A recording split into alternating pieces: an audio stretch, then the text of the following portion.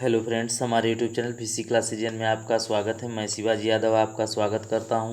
तो दोस्तों, आज हम इस वीडियो के माध्यम से 10 क्वेश्चन जो है कि सॉल्व करने वाले हैं। और ये 10 क्वेश्चन जो है दोस्तों, यह किसी न किसी परीक्षा में पूछे गए, इसलिए यह क्वेश्चन बहुत ही इंपॉर्टेंट क्वेश्चन है दोस्तों, जो कि आपके आगामी परीक्षा के लिए बहुत ही टॉप 10 क्वेश्चन है। तो आप वीडियो को पूरा देखें, बीच में वीडियो को छोड़ करके ना जाएं। तो और आप अगर हमारे यूट्यूब चैनल पे अगर नए हैं तो आप हमारे चैनल को सब्सक्राइब कर दें, साथ साथ आप बेल आइकन को प्रेस करके हमारी वीडियो को लाइक कर दें।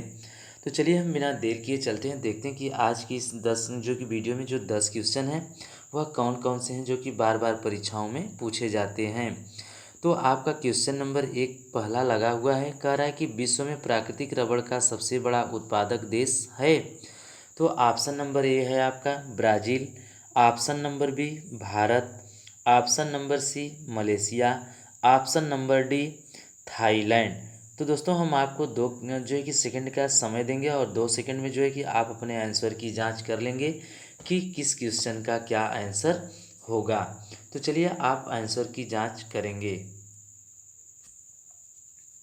चलिए हम आपको आंसर की जानकारी देते हैं। तो हमसे क्वेश्चन नंबर 1 में पूछा हुआ है कि विश्व में प्राकृतिक रबड़ का सबसे बड़ा उत्पादक देश है।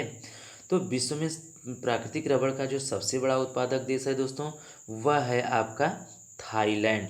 थाईलैंड जो देश है दोस्तों, वह प्राकृतिक रबड़ का सबसे बड़ा उत्पादक देश है, जो कि विश्व में सबसे बड़ा उत्पादक देश है। अगर भारत में पूछे दोस्तों कि भारत में सबसे बड़ा जो है कि प्राकृतिक रबड़ का उत्पादक राज्य कौन सा है, तो हम बता देंगे केरल। तो चलिए हम देखते हैं अगला question, question number 2। Question number 2 में दोस्तों हमसे पूछा हुआ है, बहुत ही शानदार क्वेश्चन है। क्वेश्चन नंबर 2 में हमसे पूछ रहा है कि रेड राट रोग किस फसल में लगता है। ऑप्शन नंबर ए है गन्ना, ऑप्शन नंबर बी कपास, ऑप्शन नंबर सी केला, ऑप्शन नंबर डी है आपका मूंगफली। तो आप अपने आंसर की जांच कर लेंगे। चलिए हम आपको आंसर की जानकारी देते हैं। तो क्वेश्चन नंबर 2 में दोस्तों हमसे पूछा हुआ कि रेड राट रोग किस फसल में लगता है।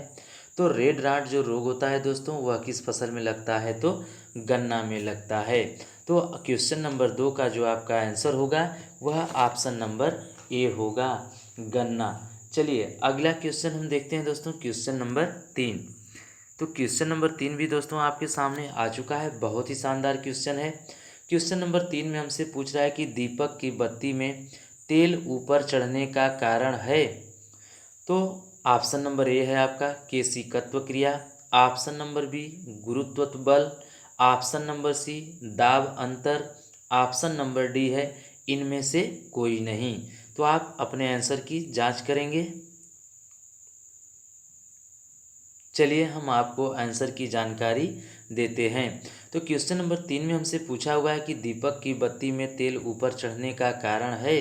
तो दोस्तों, दीपक की बत्ती में जो तेल ऊपर की ओर चढ़ता है या लालटेन की बत्ती में जो तेल ऊपर की ओर चढ़ता है, वह केशिकत्व क्रिया द्वारा चढ़ता है, या फिर उसके तेल को ऊपर की ओर चढ़ने की जो क्रिया है उसे हम किस नाम से जानते हैं, तो केशिकत्व क्रिया के नाम से जानते हैं। तो क्वेश्चन नंबर 3 का जो आपका आंसर हो जाएगा केशिकत्व क्रिया, ऑप्शन नंबर ए। तो चलिए हम अगला क्वेश्चन देखते हैं, क्वेश्चन नंबर 4। तो दोस्तों क्वेश्चन नंबर 4 आपके सामने आ चुका है। तो क्वेश्चन नंबर 4 में आपसे पूछ रहा है कि पृथ्वी तल से ऊपर या नीचे जाने पर गुरुत्वीय त्वरण पर क्या प्रभाव पड़ता है। ऑप्शन नंबर ए घट जाता है, ऑप्शन नंबर बी बढ़ जाता है, ऑप्शन नंबर सी अपरिवर्तित रहता है, ऑप्शन नंबर डी आपसे पूछ रहा है ऊपर जाने पर बढ़ता है, नीचे जाने पर घटता है। तो आप अपने आंसर की जांच करेंगे। चलिए हम आपको आंसर की जानकारी देते हैं। तो दोस्तों क्वेश्चन नंबर 4 में हमसे पूछा हुआ है कि पृथ्वी तल से ऊपर या नीचे जाने पर गुरुत्वीय त्वरण पर क्या प्रभाव पड़ता है। तो दोस्तों हम पृथ्वी तल से या तो ऊपर जाएं या फिर हम नीचे जाएं, तो जो गुरुत्वीय त्वरण होता है दोस्तों वह क्या होता है, तो घट जाता है। तो क्वेश्चन नंबर 4 का जो आपका आंसर होगा वह होगा घट जाता है, ऑप्शन नंबर ए आपका सही होगा। तो चलिए हम अगला क्वेश्चन देखते हैं, क्वेश्चन नंबर 5।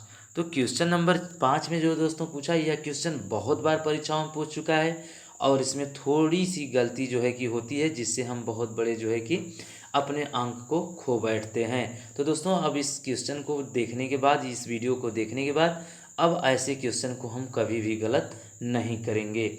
तो क्वेश्चन नंबर 5 में हमसे पूछा हुआ है कि लोहे में जंग लगने पर उसके भार पर क्या प्रभाव पड़ता है या फिर क्या प्रभाव पड़ेगा। तो ऑप्शन नंबर ए है आपका घट जाता है, ऑप्शन नंबर बी अपरिवर्तित रहता है, ऑप्शन नंबर सी बढ़ जाता है, ऑप्शन नंबर डी इनमें से कोई नहीं। तो दोस्तों आप अपने आंसर की जांच कर लेंगे, फिर उसके बाद हम आपको आंसर की जांच करके बताएंगे।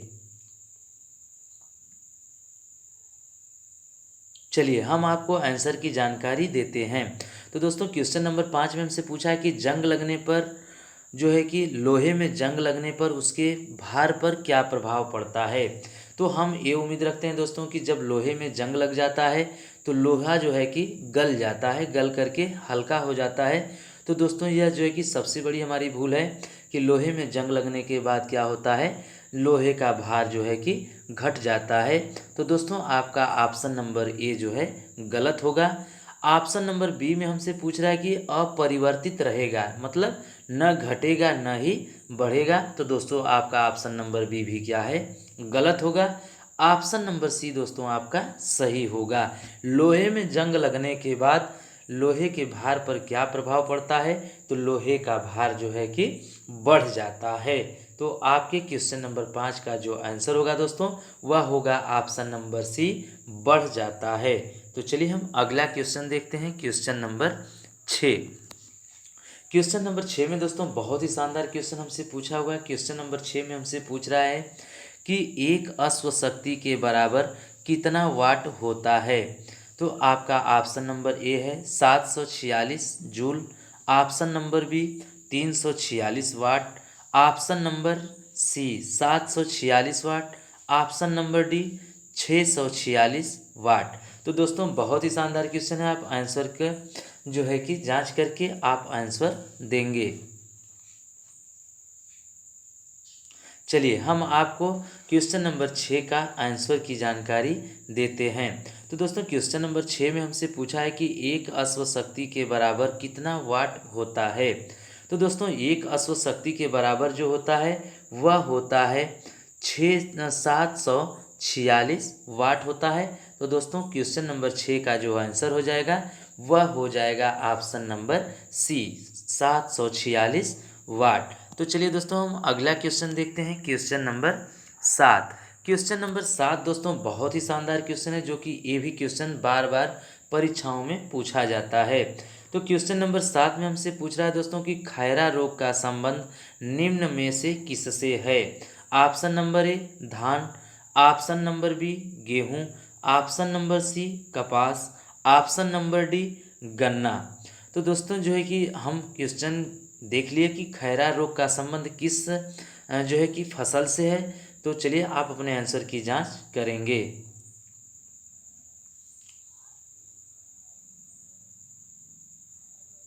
चलिए हम दोस्तों आपको आंसर की जानकारी देते हैं।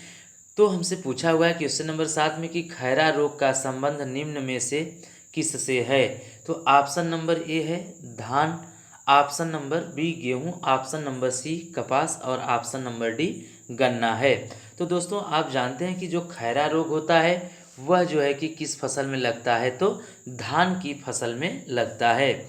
और कहीं कहीं क्वेश्चन हमसे जो है कि किसी न किसी परीक्षा में पूछ देता है कि खैरा रोग जो है कि धान में खैरा रोग किसके कमी से लगता है। तो दोस्तों अब आपको इस क्वेश्चन को भी नहीं छोड़ना है कि अगर आपसे क्वेश्चन में कभी भी पूछ दे कि धान में खैरा रोग किसकी कमी से लगता है, तो दोस्तों यह लगता है जस्ता की कमी से। जस्ता की कमी से दोस्तों धान में कौन सा रोग लगता है, तो खैरा रोग लगता है। और गेहूं में हम आपको क्वेश्चन नंबर 2 में बता चुके हैं दोस्तों कि रेड राट रोग लगता है। कौन सा रोग लगता है दोस्तों, तो रेड राट रोग लगता है। तो आपके क्वेश्चन नंबर 7 का जो आंसर हो जाएगा दोस्तों वह होगा धान। खैरा रोग किस में लगता है, तो धान में लगता है, नींबू में लगता है। तो दोस्तों इसमें नींबू नाम नहीं दिया है ऑप्शन में, सिर्फ धान दिया है, तो हमारा क्वेश्चन का आंसर हो जाएगा धान, ऑप्शन नंबर ए। और किसकी कमी से लगता है दोस्तों? तो जस्ता की कमी से लगता है। तो चलिए हम अगला क्वेश्चन देखेंगे, क्वेश्चन नंबर 8। क्वेश्चन नंबर 8 में दोस्तों हमसे पूछा हुआ है कि दूध में कौन सा अम्ल पाया जाता है। तो दूध में कौन सा अम्ल पाया जाता है? ऑप्शन नंबर ए लैक्टिक अम्ल, ऑप्शन नंबर बी टार्टरिक अम्ल, ऑप्शन नंबर सी फार्मिक अम्ल, ऑप्शन नंबर डी यूरिक अम्ल। तो दोस्तों आप आंसर हमें ज़रूर बताएंगे कि दूध में कौन सा अम्ल पाया जाता है। चलिए हम आपको आंसर की जानकारी देते हैं। तो दोस्तों हमसे पूछ रहा है कि दूध में कौन सा अम्ल पाया जाता है। तो दोस्तों दूध में कौन सा अम्ल पाया जाता है? तो लैक्टिक अम्ल पाया जाता है। और हमसे कहीं कहीं क्वेश्चन में पूछता है किसी न किसी परीक्षा में दोस्तों कि दूध की शुद्धता किससे मापी जाती है। तो दोस्तों वह मापी जाती है लैक्टोमीटर से। किससे नापी जाती है? तो लैक्टोमीटर से मापी जाती है। दूध की शुद्धता लैक्टोमीटर से। और दूध में कौन सा अम्ल पाया जाता है? तो लैक्टिक अम्ल पाया जाता है। और टार्ट्रिक अम्ल की बात करें दोस्तों तो यह टार्ट्रिक अम्ल जो है कि इमली में पाया जाता है। तो चलिए हम क्वेश्चन नंबर 9 देखेंगे दोस्तों कि क्वेश्चन नंबर 9 में हमसे क्या पूछा हुआ है। और क्वेश्चन नंबर 9 दोस्तों बहुत ही शानदार क्वेश्चन है। तो क्वेश्चन नंबर 9 में हमसे पूछ रहा है कि केल्विन स्केल पर कमरे का सामान्य ताप होता है। तो दोस्तों हमसे क्वेश्चन में पूछा है कि केल्विन स्केल पर जो सामान्य जो है कि कमरे का तापमान जो है कितना होता है केल्विन में। तो ऑप्शन नंबर ए है आपका 37 kelvin, option number B 373 kelvin, option number C जो है कि 300 केल्विन, और ऑप्शन नंबर डी है आपका 310 केल्विन। तो दोस्तों बिल्कुल आप अपने आंसर की जांच करके हमें बताएंगे कि केल्विन स्केल पर कमरे का जो सामान्य ताप होता है वह कितना होता है। चलिए हम आपको आंसर की जानकारी देते हैं। तो दोस्तों हम जो कि हमसे पूछा हुआ है कि केल्विन स्केल पर कमरे का सामान्य ताप कितना होता है। तो यह होता है दोस्तों 300 केल्विन होता है। अगर केल्विन स्केल पे अगर हम नापते हैं दोस्तों तो सामान्य कमरे का जो तापमान होता है वह 300 केल्विन होता है। लेकिन अगर दोस्तों हमसे पूछ दे कि सामान्य कमरे का जो तापमान डिग्री सेल्सियस में अगर हमसे पूछ देता है तो हम कितना बताएंगे दोस्तों? तो 37 डिग्री सेल्सियस बताते हैं। ठीक है, अगर वहीं डिग्री सेल्सियस में अगर पूछ दे दोस्तों तो आप बताएंगे 37 डिग्री सेल्सियस। और केल्विन स्केल पर अगर पूछ दे आपसे तो आप बताएंगे 300 केल्विन बताएंगे। तो क्वेश्चन नंबर 9 का जो आंसर होगा दोस्तों वह होगा 300 केल्विन। तो चलिए हम क्वेश्चन नंबर अगला देखते हैं, क्वेश्चन नंबर 10। तो क्वेश्चन नंबर 10 दोस्तों आपका संविधान से संबंधित है और बहुत ही शानदार क्वेश्चन है। और इस क्वेश्चन में जो 4 ऑप्शन दिए गए हैं दोस्तों, इन चारों जो है कि ऑप्शन के बारे में क्वेश्चन बना करके सभी परीक्षाओं में लगभग जरूर पूछ देता है। तो चलिए क्वेश्चन नंबर 10 में हमसे पूछ रहा है दोस्तों कि भारतीय संविधान सभा की प्रथम बैठक कब हुई थी। ऑप्शन नंबर ए है 9 दिसंबर 1946, ऑप्शन नंबर बी 11 दिसंबर 1946, ऑप्शन नंबर सी 26 नवंबर 1949, अगला ऑप्शन नंबर डी है 26 जनवरी 1950। तो दोस्तों आप क्वेश्चन नंबर 10 का जो है कि आंसर जरूर मैं उम्मीद रखता हूं कि बता देंगे। तो चलिए आप अपने क्वेश्चन की जांच करें। चलिए हम आपको आंसर की जानकारी देते हैं। तो दोस्तों क्वेश्चन नंबर 10 में हमसे पूछा है कि भारतीय संविधान सभा की प्रथम बैठक कब हुई थी। तो दोस्तों भारतीय संविधान सभा की जो प्रथम बैठक हुई थी वह हुई थी 9 दिसंबर 1946 ईस्वी को हुई थी। तो दोस्तों इसी पे एक क्वेश्चन और हम देख लेंगे। तो हमसे कभी कभी परीक्षाओं में पूछ देता है दोस्तों कि भारतीय संविधान सभा की प्रथम बैठक के अस्थायी अध्यक्ष कौन थे या फिर उसके अध्यक्ष कौन थे। तो दोस्तों आप जानें कि भारतीय संविधान सभा की जो प्रथम बैठक हुई थी वह 9 दिसंबर 1946 ईस्वी को हुई थी। और इसके जो प्रथम अध्यक्ष कहिए या फिर अस्थायी अध्यक्ष कहिए तो वह थे डॉक्टर सच्चिदानंद सिन्हा जी थे, जो कि 2 दिन के लिए नियुक्त किए गए थे। तो भारतीय संविधान सभा की प्रथम बैठक दोस्तों कब हो गई? तो 9 दिसंबर 1946 को हुई थी। और उसके अध्यक्ष कौन थे? तो सच्चिदानंद सिन्हा जी थे। और आपसे पूछ दे कि अस्थायी अध्यक्ष कौन थे, तो भी आप बताएंगे आंसर में दोस्तों डॉक्टर सच्चिदानंद सिन्हा जी। आगे आपसे क्वेश्चन में पूछ देता है दोस्तों कि संविधान सभा की दूसरी बैठक कब हुई थी? तो संविधान सभा की दोस्तों जो दूसरी बैठक हुई थी वह हुई थी 11 दिसंबर 1946 ईस्वी को हुई थी। और इसके अस्थाई अध्यक्ष जो थे दोस्तों वह थे डॉक्टर राजेंद्र प्रसाद जी थे। कौन थे? राजेंद्र प्रसाद जी थे। और यह संविधान सभा के अंतिम तक, जो कि संविधान सभा के अंतिम बैठक तक, मतलब जब तक संविधान सभा की बैठक चली दोस्तों तब तक यह जो है कि संविधान सभा के अध्यक्ष के रूप में बने रहे। और यही जो है कि भारत के प्रथम राष्ट्रपति भी हुए थे। तो चलिए हम अगला क्वेश्चन देखते हैं दोस्तों। अगला जो है कि हमसे क्वेश्चन पूछा हुआ, तो दोस्तों आपका ऑप्शन नंबर सी है। ऑप्शन नंबर सी में कह रहा है 26 नवंबर 1949 ईस्वी। तो दोस्तों आपका जो संविधान था वह 26 नवंबर 1949 ईस्वी को क्या हुआ कि बन करके तैयार हो गया था। तो ये भी डेट जो दोस्तों आपका ऑप्शन नंबर सी का बहुत ही इंपॉर्टेंट डेट है। उसके बाद आपसे पूछ रहा है ऑप्शन नंबर डी में बोल रहा है कि 26 जनवरी 1950। तो दोस्तों आप बेसिकली जानते हैं कि 26 जनवरी 1950 ईस्वी को हमारा संविधान जो है पूर्ण रूप से हमारे पूरे भारत में लागू हो गया था। तो दोस्तों हमसे क्वेश्चन नंबर 10 में पूछा था कि भारतीय संविधान सभा की प्रथम बैठक कब हुई थी। तो दोस्तों हमारा जो आंसर हो जाएगा वह हो जाएगा 9 दिसंबर 1946 ईस्वी।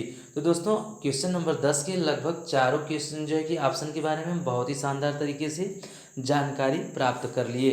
तो दोस्तों आप हमारे वीडियो को अब तक लाइक नहीं किए हैं तो आप हमारे वीडियो को लाइक कर दें। साथ साथ दोस्तों अगर आप हमारे चैनल को सब्सक्राइब नहीं किए तो आप हमारे चैनल को सब्सक्राइब कर दें। साथ साथ आप बेल आइकन को प्रेस कर दें और वीडियो को भी लाइक कर दें। तो दोस्तों आप हमारे यूट्यूब चैनल के माध्यम से एस डी यादव की मैथ जो है बहुत ही शानदार तरीके से हर चैप्टर का एक एक उदाहरण दोस्तों हर टाइप का आप जो है कि हमारे वीडियो के माध्यम से हमारे चैनल पे देख सकते हैं। और हर टाइप का जो है कि एक एक क्वेश्चन भी देख सकते हैं। तो एस डी यादव को बहुत ही शानदार तरीके से सरल तरीके से पढ़ने के लिए दोस्तों आप हमारे चैनल को सब्सक्राइब करें। और आप जीके जीएस की बहुत ही शानदार वीडियो देखने के लिए रीजनिंग में जो है घड़ी, कैलेंडर या फिर पासा किसी भी चैप्टर की वीडियो देखने के लिए दोस्तों आप बहुत ही आसान तरीके से जो है कि जानकारी पाने के लिए आप हमारे चैनल को सब्सक्राइब कर दें। ज़रूर सब्सक्राइब कर दें दोस्तों, क्योंकि मैं अगर इतना मेहनत कर रहा हूं तो आप जो है कि मैं उम्मीद रखता हूं कि आप हमारे वीडियो के माध्यम से अगर तैयारी कर रहे हैं तो आपको आगे सफलता ज़रूर मिलेगी। तो चलते हैं दोस्तों, तो आप हमारे वीडियो को लाइक कर दीजिए, अपने दोस्तों में ज़रूर शेयर करिएगा और हमारे चैनल को भी शेयर करिएगा। अगर चैनल को अगर सब्सक्राइब नहीं किए हैं तो सब्सक्राइब कर दीजिए। वीडियो को लाइक नहीं किया दोस्तों तो वीडियो को लाइक भी कर दीजिए। तो चलते हैं फिर अगली वीडियो में हम आपसे मिलेंगे। तब तक आप हमारी वीडियो को देखते रहें, दोस्तों में शेयर करते रहें। तो चलते हैं फिर। जय हिंद, जय भारत।